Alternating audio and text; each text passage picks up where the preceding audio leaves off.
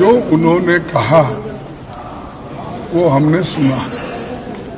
देश के हित में उन्होंने कहा कि कोई चीज कॉन्फिडेंशियल है, रक्षा के विषय में हम उसको अब नहीं कह सकते, ये उन्होंने कहा। सभी ने ये बताया कि इस घड़ी में, इस संकट के घड़ी में हम सब आपके साथ हैं और आप जो काम कर रहे हैं करते रहिए और देश के हित में हम आपके साथ रहेंगे।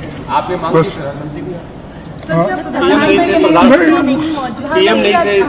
नहीं, ये तो लास्ट टाइम भी हाजिर नहीं थे, इस बार भी नहीं है। ठीक है, ये उनकी मंशा है कि वो समझते हैं पार्लियामेंट के ऊपर है वो, तो ठीक है, जब वक्त आएगा पूछेंगे। लेकिन अब संकट की घड़ी है, इसमें कोई हम किसी को क्रिटिसाइज नहीं करना चाहते। പ്രധാനമന്ത്രി യോഗത്തിൽ പങ്കെടുത്തിരുന്നില്ല, പക്ഷേ അത് വിവാദമാക്കാൻ ഇപ്പോൾ ഉദ്ദേശിക്കുന്നില്ല. സമയം വരുമ്പോൾ ചോദിക്കാമെന്നാണ് മല്ലികാർജ്ജുൻ ഖാർഗെ പറഞ്ഞത്. കൂടുതൽ വിവരങ്ങളുമായി ER രാഗേഷ് ചേരുകയാണ്. അതിനു മുൻപ് ജോൺ ബ്രിട്ടാസ് MPയുടെ ഒരു പ്രതികരണമുണ്ട്, അതിലേക്ക്.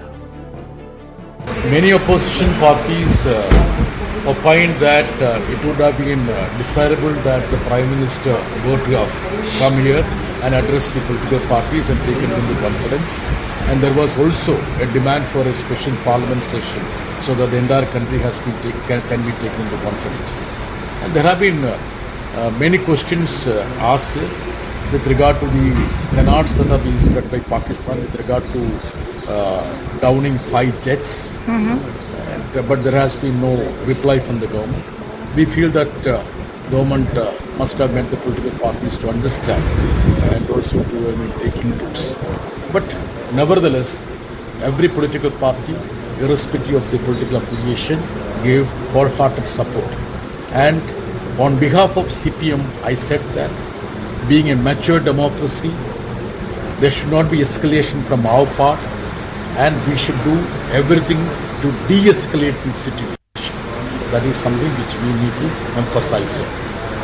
പ്രതിപക്ഷ പാർട്ടികളുടെ പൂർണ്ണ പിന്തുണയാണ് ഈ വിഷയത്തിൽ കേന്ദ്ര സർക്കാരിന് കിട്ടിയിരിക്കുന്നത്. സുരക്ഷയുടെ വിഷയത്തിൽ കേന്ദ്ര സർക്കാരിനുള്ള പിന്തുണയാണ് വാഗ്ദാനം ചെയ്തിരിക്കുന്നത്. കൂടുതൽ വിവരങ്ങളുമായി ER രാഗേഷ് ചേരുകയാണ് ന്യൂസ് ഡെസ്കിൽ നിന്ന്. രാഗേഷ്, ഒരു പുതിയ കാര്യം വന്നിട്ടുണ്ടല്ലോ സർവകക്ഷി യോഗത്തിൽ.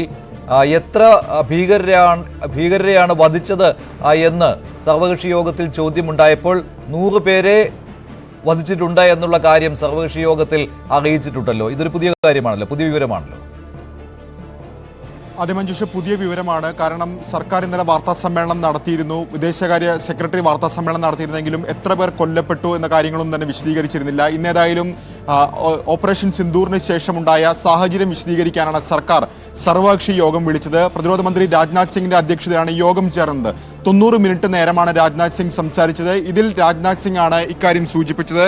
അതായത് 9 ഭീകര താവളങ്ങൾ സൈന്യം ആക്രമിച്ചു, അതിൽ 100-ലധികം ഭീകരർ കൊല്ലപ്പെട്ടിട്ടുണ്ടാകും എന്ന മറുപടിയാണ് രാജ്നാഥ് സിംഗിന്റെ ഭാഗത്തുനിന്ന് ഉണ്ടായിട്ടുള്ളത്. സർക്കാരിന്റെ ഭാഗത്തുനിന്ന് ഇത്തരമൊരു പ്രതികരണം ആദ്യമായിട്ടാണ്. അതായത് ഈ സർവകക്ഷി യോഗത്തെ സർക്കാർ അറിയിച്ചിരിക്കുന്നു 100-ലധികം ഭീകരർ ഓപ്പറേഷൻ സിന്ദൂറിന്റെ ഭാഗമായി കൊല്ലപ്പെട്ടു എന്ന് സർക്കാർ ഇപ്പോൾ പ്രതിപക്ഷ കക്ഷികളെ അറിയിച്ചിരിക്കുകയാണ്. മാത്രവുമല്ല, സർക്കാർ ആവർത്തിച്ച് വിശദീകരിച്ചിരിക്കുന്ന കാര്യം, ഇന്ത്യ ഒരിക്കലും വിഷയം കൂടുതൽ വഷളാക്കാൻ ആഗ്രഹിക്കുന്നില്ല. പക്ഷേ പാകിസ്ഥാന്റെ ഭാഗത്തുനിന്ന് ഇത്തരം പ്രകോപനം തുടർന്നാൽ തിരിച്ചടിക്കും എന്ന പ്രതികരണം പോലും ഇപ്പോൾ രാജ്നാഥ് സിംഗിന്റെ ഭാഗത്തുനിന്ന് ഉണ്ടായിട്ടുണ്ട്. ഏതായാലും 90 മിനിറ്റ് നേരം രാജ്നാഥ് സിംഗ് സംസാരിച്ചു. അതിനുശേഷം മറ്റ് കക്ഷികൾ ഓരോന്നായി അവരുടെ നിലപാട് അറിയിക്കുകയും ചെയ്തു. പൊതുവായി ഉണ്ടായിട്ടുള്ള തീരുമാനം സർക്കാർ സ്വീകരിക്കുന്ന നടപടികൾക്കൊപ്പം നിൽക്കുന്നു എന്നാണ് ഇപ്പോൾ രാഷ്ട്രീയ പാർട്ടികൾ എല്ലാം തന്നെ അറിയിച്ചിരിക്കുന്നത്. മുഖ്യപ്രതിപക്ഷമായ കോൺഗ്രസും ആ നിലപാടാണ് സ്വീകരിച്ചിരിക്കുന്നത്. പക്ഷേ ചില കാര്യങ്ങളിൽ കോൺഗ്രസിന് വിയോജിപ്പുണ്ട്, അതൃപ്തിയുണ്ട്. അക്കാര്യം മല്ലികാർജ്ജുൻ ഖർഗെയും രാഹുൽ ഗാന്ധി അടക്കമുള്ള നേതാക്കൾ ഈ യോഗത്തിൽ ചൂണ്ടിക്കാണിക്കുകയും ചെയ്തു. അതിലൊന്ന്, പ്രധാനമന്ത്രി ഈ സർവകക്ഷി യോഗത്തിൽ പങ്കെടുക്കുന്നില്ല. അതിനെയാണ് ചോദ്യം ചെയ്തത്. കാരണം ഇന്നലെ സർക്കാരിന്റെ ഭാഗത്തുനിന്ന് അറിയിപ്പ് വന്നപ്പോൾ പോലും ആഭ്യന്തരമന്ത്രി രാജ്നാഥ് സിംഗും ആഭ്യന്തരമന്ത്രി അമിത്ഷായും ഒപ്പം തന്നെ പ്രതിരോധ മന്ത്രി രാജ്നാഥ് സിംഗും പങ്കെടുക്കുമെന്നാണ് അറിയിച്ചിരുന്നത്. അപ്പോൾ ജയറാം രമേശ് ഇന്നലെ തന്നെ പ്രധാനമന്ത്രി പങ്കെടുക്കണമെന്ന ആവശ്യം ഉന്നയിച്ചിരുന്നു. അതേ നിലപാട് ഇന്ന് യോഗത്തിൽ ഏതായാലും കോൺഗ്രസ് മുന്നോട്ട് വെച്ചിരിക്കുകയാണ്. പ്രധാനമന്ത്രി എന്തുകൊണ്ട് പങ്കെടുക്കുന്നില്ല എന്ന ചോദ്യം ചോദിച്ചു. ഒപ്പം നിലവിൽ അസാധാരണമായ ഒരു സാഹചര്യത്തിലൂടെ രാജ്യം കടന്നുപോകുന്നു. ഈ സാഹചര്യത്തിൽ പാർലമെന്റിന്റെ പ്രത്യേക സമ്മേളനം വിളിക്കണമെന്ന ആവശ്യം രാഹുൽ ഗാന്ധി മുന്നോട്ട് വെച്ചിട്ടുണ്ട്. മറ്റു ചില അംഗങ്ങൾ ചില കാര്യങ്ങൾ കൂടി ഉന്നയിച്ചിട്ടുണ്ട്. അതായത് ഒവൈസി ഈ യോഗത്തിന് മുമ്പാകെ അറിയിച്ചിരിക്കുന്ന പ്രധാനപ്പെട്ട കാര്യം TRF ആണ് ഈ ആക്രമണം നടത്തിയത്, അവർ അതിന്റെ ഉത്തരവാദിത്തം ഏറ്റെടുത്തിരിക്കുകയാണ്. അപ്പോൾ TRFനെ ആഗോള ഭീകര സംഘടനയായി പ്രഖ്യാപിക്കാനുള്ള നടപടികൾ കേന്ദ്രം സ്വീകരിക്കണം. ഒപ്പം തന്നെ പാകിസ്ഥാനെ ഗ്രേ പട്ടികയിൽ ഉൾപ്പെടുത്താനുള്ള നടപടികളുമായി കേന്ദ്രം മുന്നോട്ട് പോകണമെന്ന ആവശ്യമാണ് അസൗദ്ദീൻ ഒവൈസി ഈ യോഗത്തിൽ മുന്നോട്ട് വെച്ചിരിക്കുന്നത്. ജോൺ ബ്രിട്ടാസ് സൂചിപ്പിച്ചിരിക്കുന്ന കാര്യം, നേരത്തെ ജെയ്ഷെ മുഹമ്മദിന്റെ സ്ഥാപകൻ കൂടിയായ മൗലാന അസറിനെ നേരത്തെ വിട്ടു നൽകിയത് 2000-ലാണ്. അന്ന് കേന്ദ്രം BJP ആണ് ഭരിച്ചിരുന്നത്.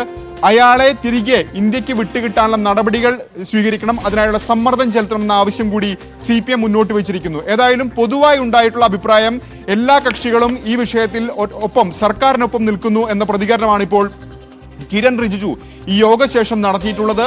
അത്തരത്തിൽ എല്ലാ കക്ഷികളും സർക്കാർ സ്വീകരിക്കുന്ന നടപടികളെ പിന്തുണയ്ക്കുന്നു എന്ന പ്രതികരണമാണ് യോഗശേഷം ഇപ്പോൾ കിരൺ റിജിജുവും നടത്തിയിരിക്കുന്നത്. ശരി, ER രാഗേഷാണ് വിവരങ്ങൾ നൽകിയത്. ഓപ്പറേഷൻ സിന്ദൂരിൽ 100ഓളം ഭീകരർ കൊല്ലപ്പെട്ടിട്ടുണ്ട് എന്നുള്ള കാര്യമാണ് സർവകക്ഷി യോഗത്തിൽ രാജ്നാഥ് സിംഗ് അറിയിച്ചത്. കൃത്യം എണ്ണത്തിനായി കാത്തിരിക്കുന്നു എന്നാണ് സർക്കാർ ഔദ്യോഗികമായിട്ട് പ്രതിപക്ഷത്തെ അറിയിച്ചത്. അതേസമയം ഒരു ചോദ്യം ഉന്നയിച്ചിരുന്നു ജോൺ ബ്രിട്ടാസ്. ഇന്ത്യയുടെ 5 വിമാനങ്ങൾ പാകിസ്ഥാൻ വെടിവെച്ചിട്ടു എന്നുള്ള ഒരു അവകാശവാദം പാകിസ്ഥാൻ ഉന്നയിച്ചിരുന്നു.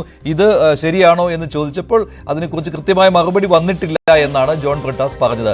കിരൺ റിജിജുവിന്റെ പ്രതികരണമുണ്ട്, അതിലേക്ക്.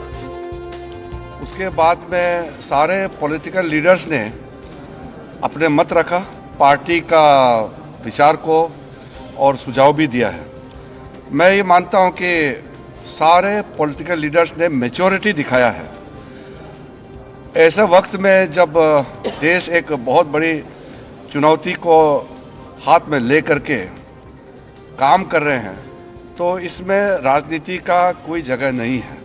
ये हमारे पूरे पॉलिटिकल पार्टीज ने दर्शाया है और सब लीडर्स ने एक मत से हमारे सेनाओं ने जो कार्रवाई की है ऑपरेशन सिंदूर को लेकर के पूरे बधाई भी दिया और गौरव का एहसास सबको हुआ है और सबने एक जुट में कहा है कि सरकार का हर निर्णय को साथ देंगे, सेना के हर कार्रवाई को साथ देंगे और कोई इसमें विरोधाभास नहीं है.